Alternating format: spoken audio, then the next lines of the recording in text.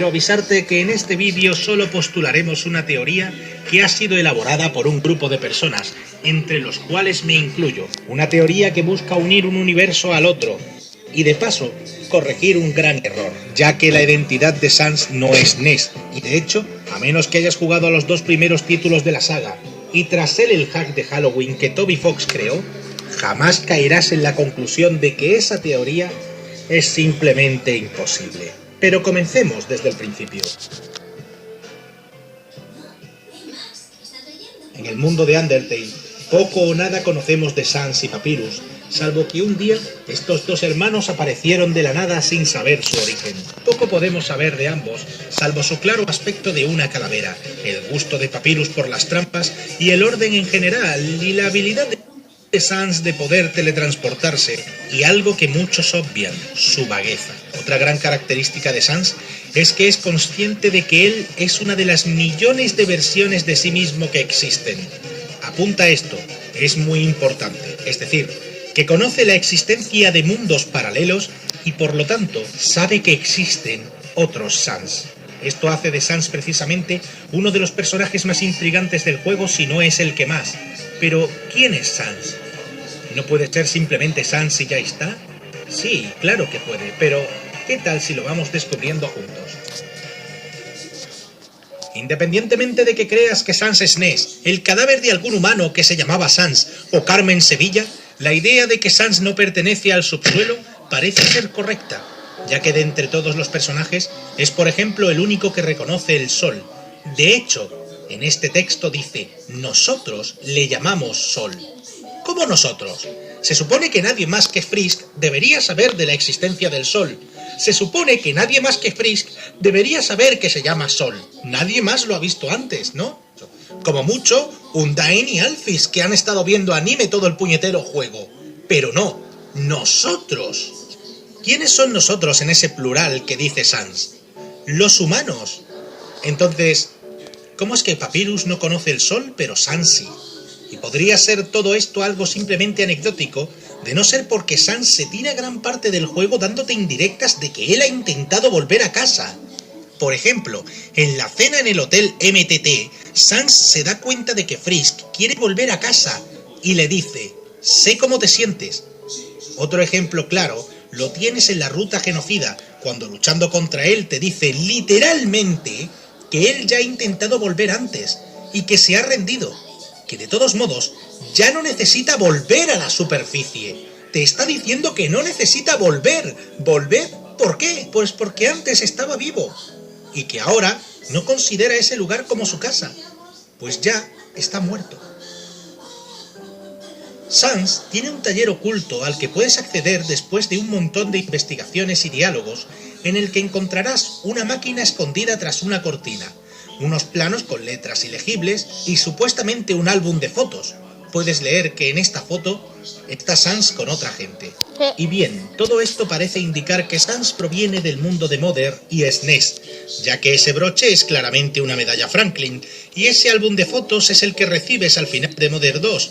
Esos planos podrían ser los de la máquina con la que viajas al pasado para derrotar a Gigas, y por último, y para ligarlo todo, Ness tiene el poder de teletransportarse al igual que Sans, y como en el hack de Halloween de Toby Fox Ness no aparece, ya hay motivos de sobra para decir que es Ness, ¿no? Asunto solucionado, sí, Sans es Ness. Solo que no, porque este argumento no se sostiene por sí solo, ni cogiéndolo con pinzas. Medallas Franklin en el universo de Mother hay muchísimas. De hecho, en la primera parte hay 3 de ellas, una por cada personaje. Teddy no cuenta porque comparte equipo con Lloyd. El álbum de fotos no puede ser el de Mother 2 por 2 motivos muy evidentes. Primeramente, este álbum lo recibes tras derrotar a Gigas, y se supone que tú no has vuelto a tu mundo. ¿Por qué motivo iba Ness a volver a su mundo? Coger el álbum de fotos y meterse en una máquina donde le han dicho que si se mete, morirá porque no puede llevar a nadie vivo. ¿Acaso está cansado de la vida y quiere morir? ¿Es porque al final del juego Paula no le daba rollo? ¿Hasta ese punto hemos llegado? Obviamente no. En segundo lugar, nadie se ha dado cuenta aún de lo evidente que es el hecho de que Frisk reconozca a Sans en la foto. Posiblemente sean fotos de Sans después de muerto y no de antes, porque aun basándonos por un segundo en la teoría de que Sans fuese Ness, ¿En serio creéis que Frisk reconocería a este niño en la foto como Sans? Por último, la habilidad de teletransportarse de Ness y Pooh requieren de muchísimo movimiento previo para ser realizada. Incluso en las versiones más perfeccionadas de la técnica, esta siempre requiere de un movimiento previo, a diferencia de Sans, que simplemente puede teletransportarse a voluntad. Por último, decir que la ausencia de Ness en el hack de Halloween tampoco es cierta, pues este personaje, aunque no es controlable, sale en varias instancias del juego. Por ejemplo esta. Para dar una explicación de cómo lo consigue, es evidente que Sans para el tiempo antes de teletransportarse, como podemos observar en la batalla que libramos contra él mismo en la ruta genocida. Esto se deberá probablemente a que antes de teletransportarse, pare el tiempo con el PK Time Stop. Entonces, ¿Sans no es un personaje de Mother? No he dicho eso, pero partamos de la base de que Sans es científico y por lo tanto no puede ser Ness, pues este es solamente un niño y tampoco sabe operar la máquina que tiene que operar Jeff. Pero antes de revelarte la identidad de Sans, he de explicarte una teoría que circula alrededor de Mother 1 y 2. Este niño de aquí es Lloyd, el cual es un niño albino.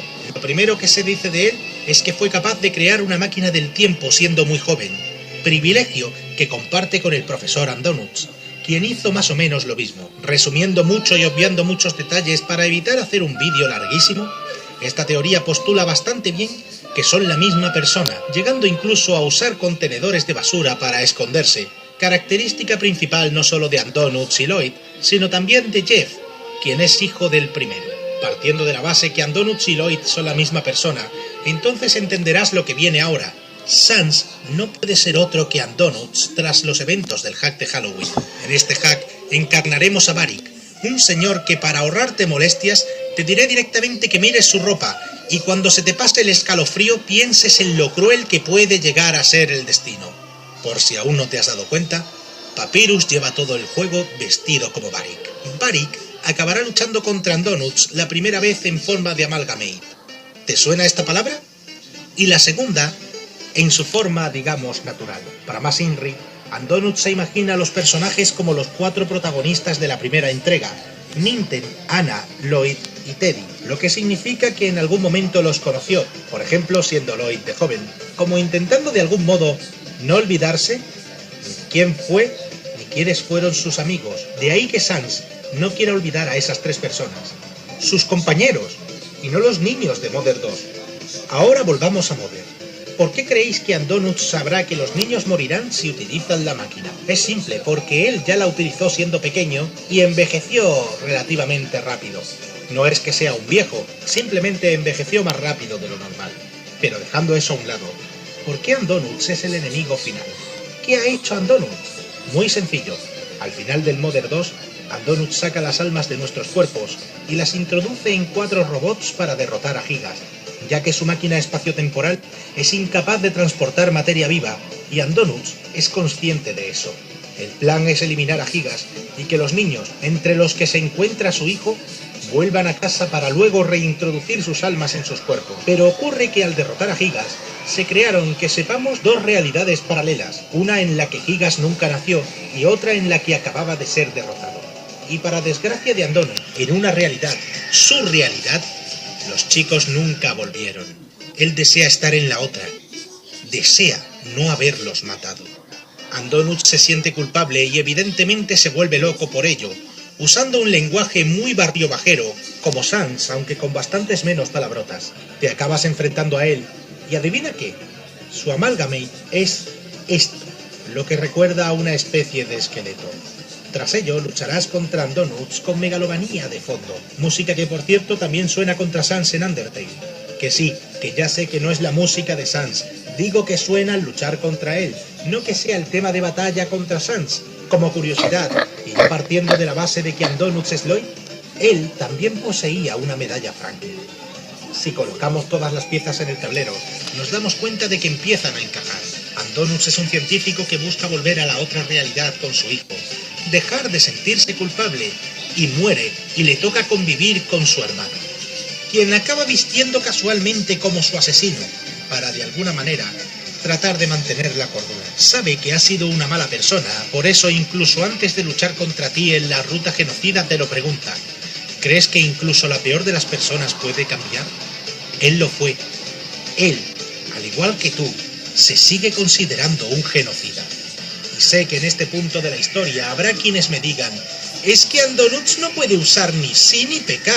Y yo os diré: no, de hecho sí que puede, como se puede apreciar en la batalla que mantienes al final del mismo. Para muestra, un botón.